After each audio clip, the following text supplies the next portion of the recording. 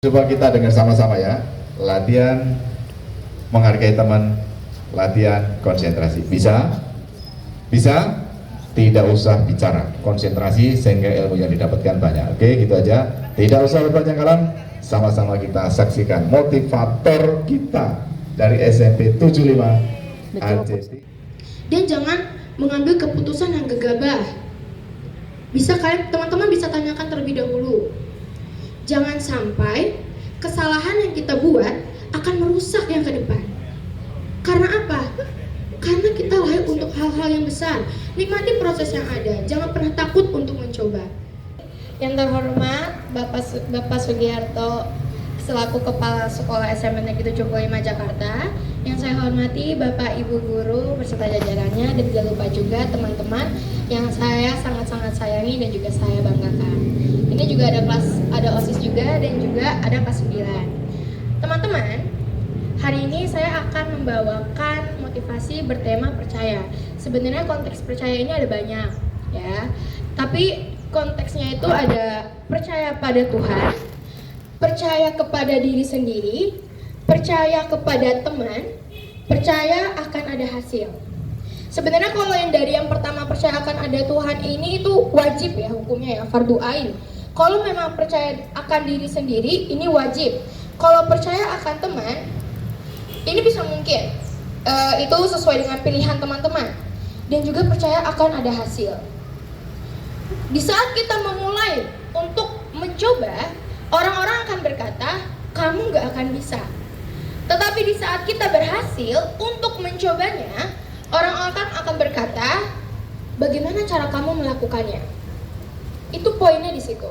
Sedikit cerita, izin ya kakak-kakak OSIS MPK, saya izin cerita di saat saya menjadi bagian dari anggota OSIS. Saya izin menceritakan ya, karena saya akan membangun pembicaraan ini dengan bagaimana saya menjadi anggota OSIS terlebih dahulu. Di saat kelas 7 itu saya pernah menjadi anggota OSIS juga, tapi saya lupa sekbid berapa. Tapi di mana saat kelas 7 itu saya merasa bahwa beban saya belum terlalu berat, Pak. Karena di situ saya masih menjadi anggota. Jadi saya masih merasa bahwa kesalahan saya masih divalidasi oleh ketua saya waktu itu. Tetapi di kelas 8 saya mulai membuka pikiran saya karena saya harus bisa berjalan lebih depan lagi. Yang dimana ada seleksi untuk menjadi bagian dari tim inti dan juga bagian menjadi paslon. Di situ saya cukup bingung. Pikiran saya waktu itu begini, gimana ya, bisa atau enggak? Karena posisi saya di situ, saya mikir gini, waktu kelas 7, saya mikir gini, gue tuh nggak terlalu pintar loh akademik, pintar sih tapi ya gitulah. Non akademik ya biasa-biasa aja juga. Tapi gue bisa bikin orang itu yakin sama saya karena saya bisa bicara. Saya bikin orang itu nyaman sama saya karena saya bisa mendengar. Dan saya bisa menyimpulkan untuk menyelesaikan masalah. Saya cuma punya 3 itu. Dengan 2 pendukung tentang akademik dan juga non akademik. Tapi cukup gak ya dengan 3 itu? Saya agak bingung nih di sini. Takutnya saat saya bisa berhasil menjadi pemimpin di suatu organisasi, saya takut gak bisa memimpin, saya takut gak bisa didengar, dan saya takut gagal.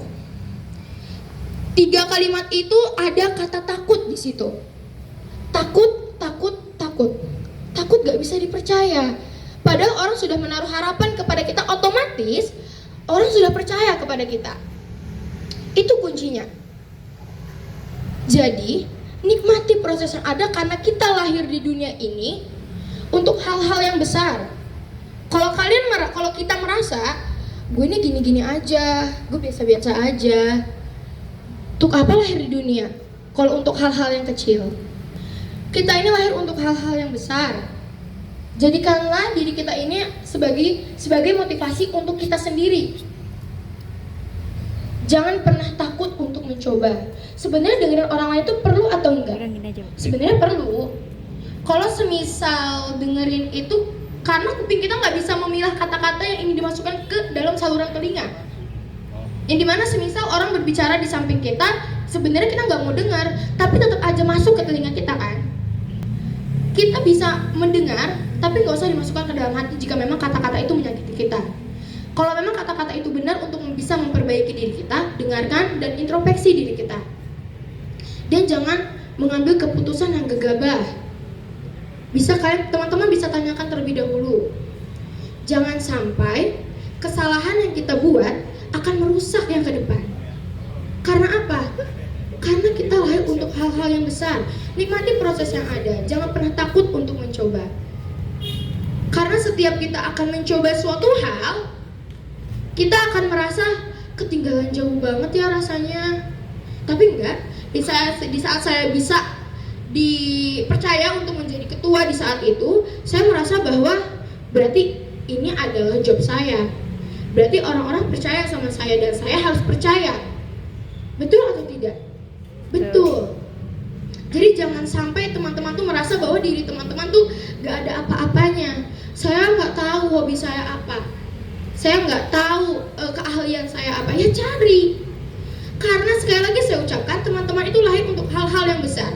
Lebih besar dari diri teman-teman, lebih luas dari langit dan juga lebih besar dari bumi. Tapi aku udah nyoba, aku udah berdoa, aku udah usaha. Pertanyaannya, teman-teman ikhlas tidak melakukan itu, atau teman-teman masih tidak percaya dengan diri teman-teman? Pertanyaannya hanya itu dua. Kalau kalian menjalinnya hanya untuk lebih baik daripada orang lain, itu susah. Karena itu tipikalnya iri jadinya jatuhnya. Kalau semisal teman-teman menjalannya dengan ikhlas, ingin berubah, ingin belajar menjadi lebih baik, itu insya Allah Tuhan akan memberikan jalan. Dan pertanyaannya, teman-teman percaya nggak sama dirinya untuk melakukan hal itu? Percaya atau enggak? Karena Tuhan akan memberikan hal yang kita mau di saat kita sudah percaya dan kita yakin, di saat waktu yang tepat. Karena supaya di saat teman-teman dilanda oleh masalah, teman-teman siap untuk menghadapinya. Itu poinnya. Aku udah berdoa, aku udah usaha, tapi Tuhan nggak ngabul-ngabulin. Teman-teman, ingat poin ini. Kalimat ini saya temukan di beberapa video seperti podcast. Tanpa teman-teman sadari, teman-teman sedang berada di dalam doa-doa yang dahulu teman-teman panjatkan. Berasa nggak? Semisal dahulu teman-teman pernah doa ini, terus teman-teman pernah berada di posisi itu. Teman-teman doa semisal seperti ini ya. Dulu saya doa gini, ya Allah, saya ingin menjadi bagian dari anggota OSIS.